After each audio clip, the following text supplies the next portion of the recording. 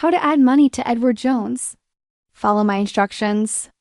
If you're ready to invest and need to fund your Edward Jones account, here's the full step-by-step to deposit money easily in 2025.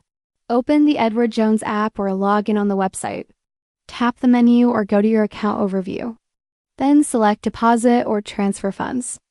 You'll see a few funding options: Bank Transfer, ACH, Wire Transfer, Mobile Check Deposit. For bank transfers, first link your bank account.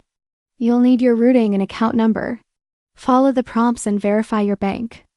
Now enter the amount you want to deposit. Confirm the source account and hit Submit. ACH transfers usually take 1 to 2 business days.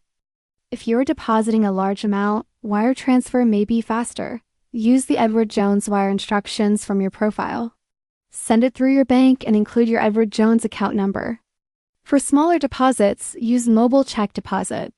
Tap the camera icon, snap both sides of the check. Confirm details and submit. It's that simple. Once funds arrive, you'll get a notification. And that's how to add money to Edward Jones in 2025. Thanks for watching.